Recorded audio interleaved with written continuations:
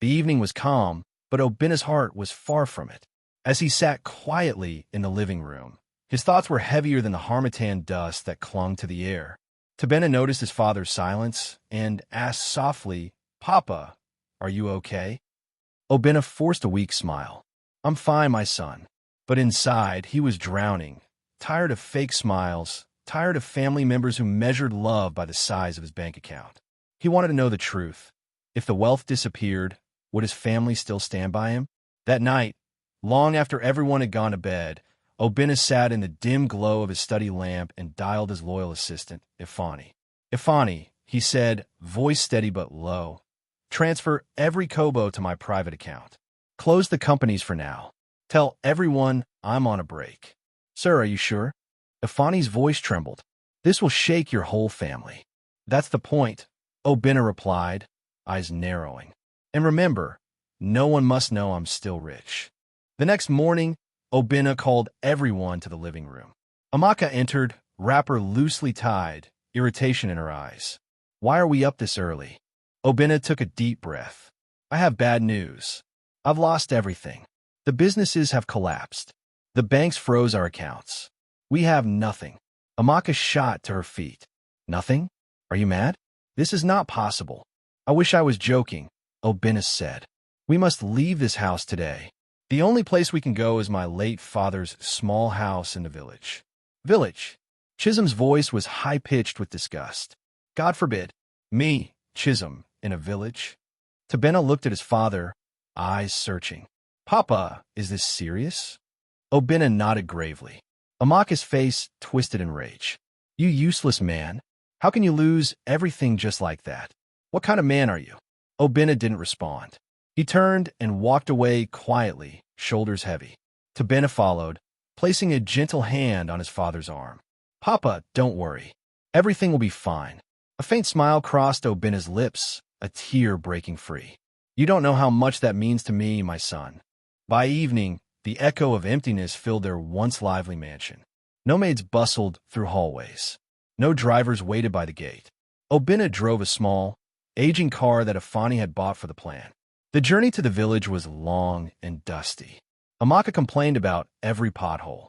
Chisholm refused to roll down her window, covering her nose. Tabena sat quietly in the back, enjoying the breeze, his small hand gripping his father's. After hours, they reached a modest compound, one mud brick house with a rusting iron roof. The air smelled of damp earth and old wood. Amaka stepped out, her mouth hanging open. "What is this? Are you serious? You want me to live here?" Chisholm opened her door slowly, covering her nose. "It stinks." Obina remained calm. "This was my father's house. We'll manage here." "Manage? After years in a mansion? You've lost your mind." Amaka snapped. Only Tabena helped carry the bags inside. The living room held 2 plastic chairs, an old wooden table, cobwebs in the corners, and the heavy scent of dust and sweat. That evening, Obina tried to boil water over firewood, but his hands trembled as the smoke stung his eyes. Tabena joined him, arranging sticks and blowing air until the fire caught. "I used to watch village boys do this during holidays," Tabena said softly. "Thank you, my son," Obina replied with warmth. Amaka sat apart, staring at her broken nails. No cream, no TV, no fan. God punish poverty. Chisholm wandered the yard, raising her phone in vain for a signal. No Instagram, no Snap, no TikTok. This place is hell. That night, they all squeezed onto a small mattress. Mosquitoes hummed a bitter lullaby. Amaka cursed under her breath. Chisholm tossed restlessly. In the dark, Tabena tapped his father's shoulder. "Papa, we'll make it." Those words pierced Obina's heart like sunlight through clouds. At dawn, a rooster's crow split the air. "What kind of foolish bird is this?" Amaka shouted. Obina stood, stretching. "It's morning. We need to farm." Amaka laughed. "Me? Farm? Never." Chisholm crossed her arms. "Count me out." Tabena stepped forward. "Papa, I'll go with you." Obina's face softened with pride.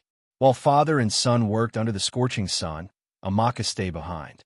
She soon noticed women gossiping under a mango tree. Standing among them was Chief Okari, his wrapper bright, gold chains gleaming, stomach large. Amaka's eyes brightened. She approached, hips swaying. "Good morning, sir," she greeted, bowing slightly. "You're not from here," Chief Okari observed. "We just moved after my husband lost everything." Amaka sighed. "A fine woman like you shouldn't suffer," the chief replied, leading her to a shaded hut and offering her a cold drink. Obina and Tabena dug furrows in the earth, sweat streaming down their faces. "We'll plant cassava here," Tabena suggested. "Smart boy," Obina said. Meanwhile, Amaka sipped malt with Chief Okari, laughing under the mango tree. Later that day, Chisholm wandered to a small bar. Mr. Ade, a married shop owner, noticed her instantly. "You're too fine to sit alone," he said. "My father dragged us here to suffer," Chisholm replied. "I can make you comfortable. Money, small gifts no one needs to know," he offered. Chisholm smirked. "All right, keep your word." Days later, Mrs. Ade stormed into their compound. "Where is that shameless girl?" she barked. Chisholm removed her gum lazily. "Yes? Who's making noise here?" "You. Stay away from my husband." The quarrel turned into a heated exchange of insults. Villagers stopped to watch as Mrs. Ade stormed off in tears. From the corner, Obina had seen it all. He approached slowly. "My daughter, is it true?" Chisholm rolled her eyes. "And if it is, my daughter, this is not the way." "Mind your business," she snapped. "You're the one who ruined our lives." One morning, Tabena found his mother dressing up again in her finest wrapper and earrings. "Mother, this life you and Chisholm are living, it's not good. People are talking." Amaka scoffed. "Let them talk." "You've changed," Tabena said. The strong woman I knew wouldn't throw away her dignity for small gifts. Amaka's eyes hardened. "That woman died the day your father became useless." "You still have a husband," Tabena said. "He used to be," she cut in sharply. "Now he's finished. You'll regret these words when he rises again," Tabena warned.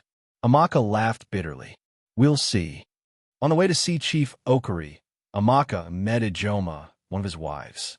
"You city women think you can take our husbands," Ijoma sneered. "You're jealous," Amaka replied. They fought in the middle of the road, dragging each other's wrappers while villagers laughed. Still fuming, Amaka stormed into Chief Okari's lodge. "One of your wives says your gold is fake," she snapped. The chief's smile faded. "And you believed her?" The argument exploded until he shouted, "You left your husband for money. You're cheap. Leave my room." Amaka walked out humiliated, whispers chasing her down the street. The late afternoon sun filtered through the dusty windows as Obina stepped outside, his eyes fixed on Amaka, who sat on a low stool peeling oranges. She didn't look up when he approached. "Amaka," he began quietly, his voice low but heavy with disappointment, "I am ashamed of you." Her head snapped up, eyes flashing. "Ashamed? You should be ashamed of yourself. You dragged us from a life of kings to this disgrace." Obina's jaw tightened. "You think this is about riches?" "No, it's about dignity. It's about the kind of woman you've become, chasing men with fake gold while your home rots." Amaka laughed, short, bitter, and sharp. "You made me this way. When you lost everything, you lost me too. I didn't marry a poor man. I married a man who could protect and provide. Now, you're nothing." His voice rose slightly, anger breaking through. "I may have lost wealth, but you have lost yourself. You've thrown away your shame for pocket change." She stood, placing her hands on her hips. "This village belongs to me now. You're nobody here. If you don't like it, leave." Obina stared at her for a long moment, then took a slow breath. "Fine. I got a job in the city.